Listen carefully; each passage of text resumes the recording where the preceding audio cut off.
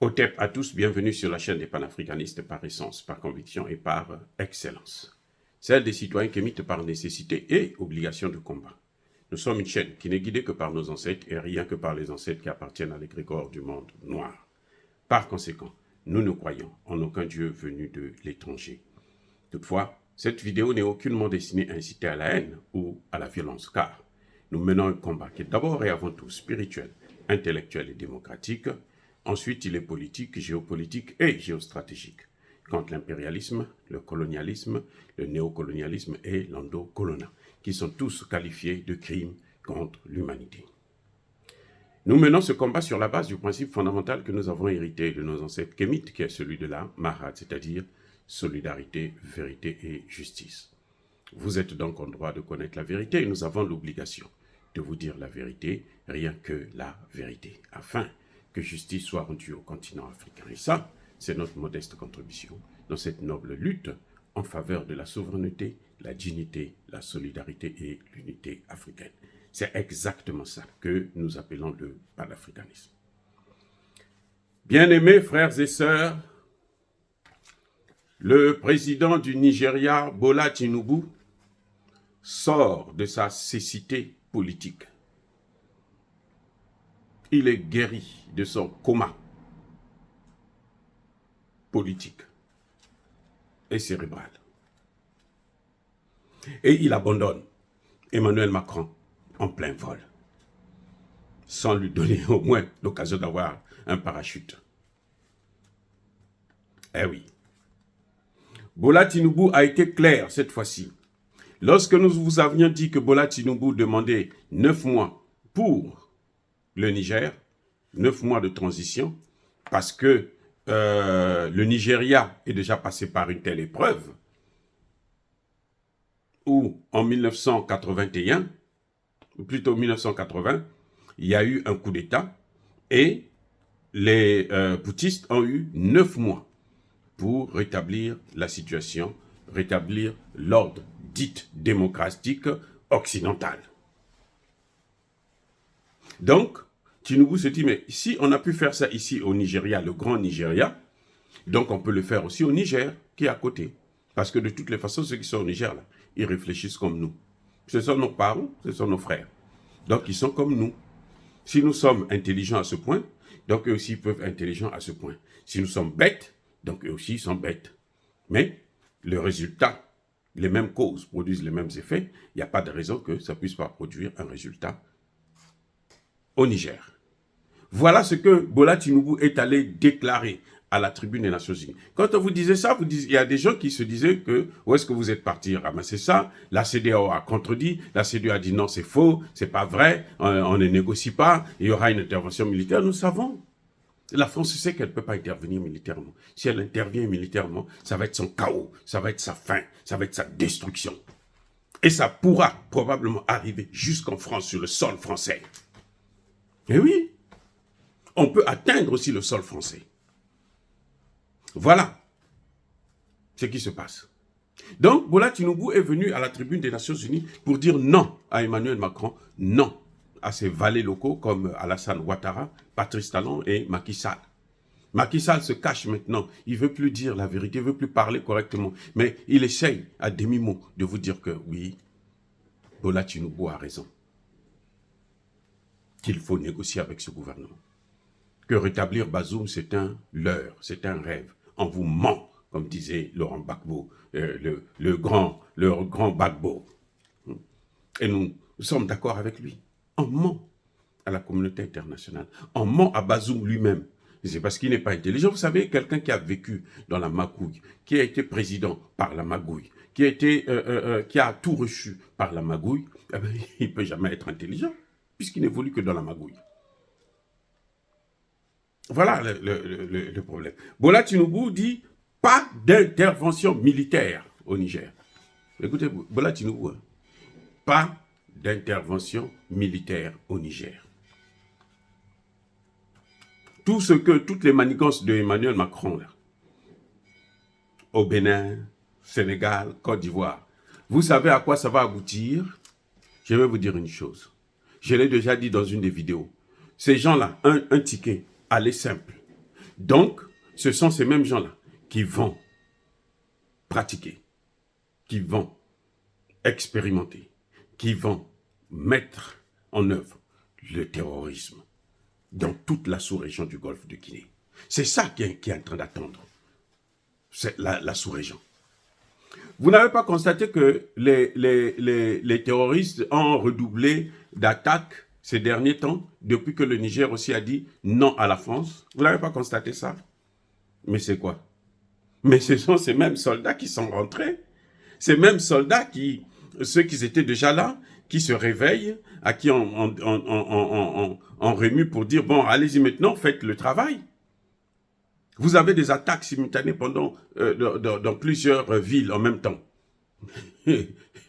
C'est des attaques en bande organisée, c'est bien organisé, bien orchestré. C'est toute une armée qui est en train de combattre dans le Sahel contre les États du Sahel. Et oui, c'est toute une armée. Et ça, ce ne peut être que l'armée française. Donc Bola Tinubu dit non. Il critique toute intervention militaire. Et il dit, en fin de compte, à demi-mot, que cette affaire-là, où l'intervention sera en dernier ressort, là, c'est fini, oubliez ça. C'est ça que Bola Tinubu dit à la tribune des Nations Unies. Il dit, oubliez ça, puisqu'il critique même les puissances qui déstabilisent l'Afrique. C'est pas les Africains qui déstabilisent l'Afrique. C'est qui? C'est l'OTAN. C'est la France en premier lieu, suivi les États-Unis, et puis les autres puissances de l'OTAN. Ce sont eux, c'est les puissances occidentales qui déstabilisent l'Afrique. Tinubu a compris, Tinubu est sorti de son coma. Et il a compris. C'est pour ça qu'il lâche Emmanuel Macron. Il donne un avertissement, il leur dit attention. Et là, nous sommes à la tribune des Nations Unies.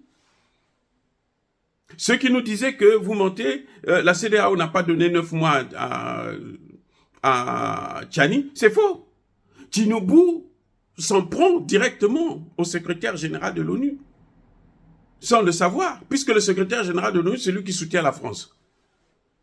Guterres est avec la France. Guterres veut aussi avoir sa part. Vous savez comment ça fonctionne, ces institutions-là. Le secrétaire général, ce qu'il est en train de faire avec la France, là, la France lui donne un second salaire.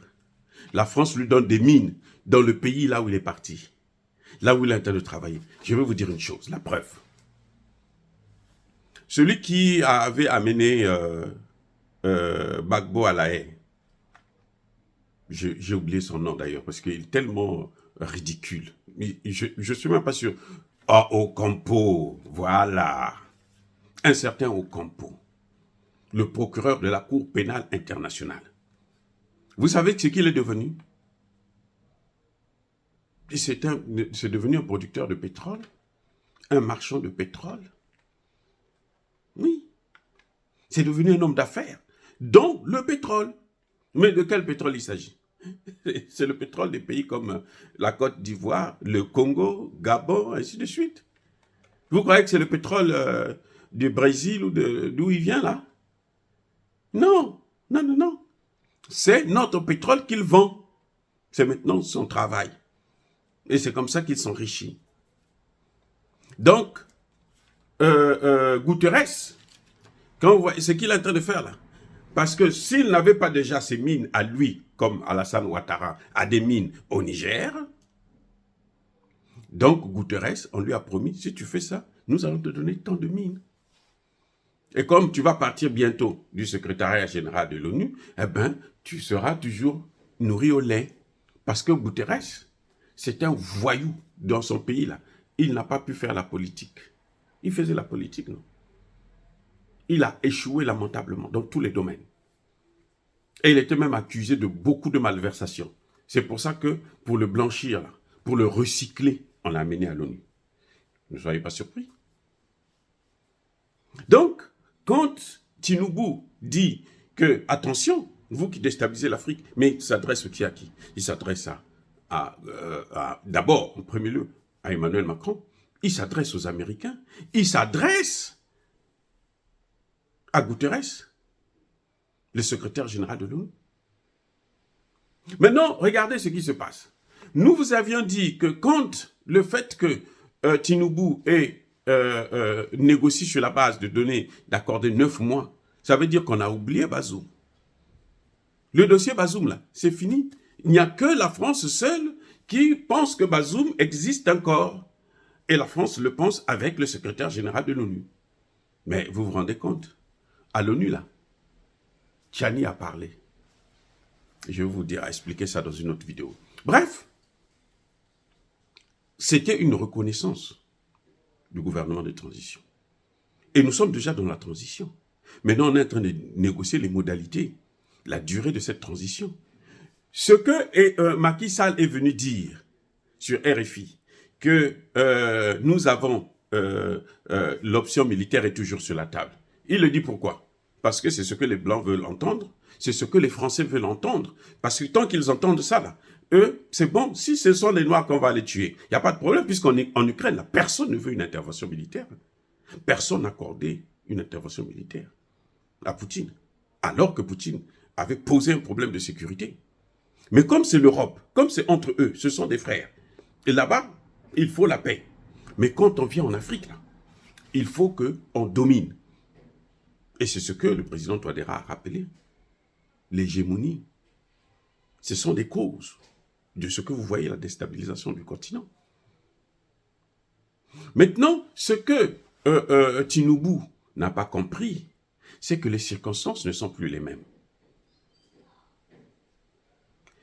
Lorsque, en 1980, on est passé d'un coup d'État à l'élection, il n'y avait pas de terrorisme. Et Macky Sall l'a dit sur RFI, que ce qui complique la situation des transitions militaires, là, c'est la situation du terrorisme. Parce que ces populations-là, ils ne veulent pas entendre parler de l'élection, hein, il faut le savoir. Ça, Macky Sall ne l'a pas dit, mais moi je vous informe. Aucun Nigérien, aucun Burkinabé, aucun Malien sérieux ne veut parler des élections. C'est pour ça que même quand le ministre des Affaires étrangères, Diop, dit que nous allons organiser les élections dans quelques mois, en février, moi je pense que c'est une erreur monumentale et politique. Parce que ces gens-là n'attendent que ça. La démocratie, c'est le meilleur moyen pour que les Occidentaux puissent s'ingérer dans nos affaires et boycotter nos pays. Aussi simple. Vous voyez? Donc, Macky Sall a dit, mais ce qui complique ces transitions-là, c'est l'affaire du terrorisme.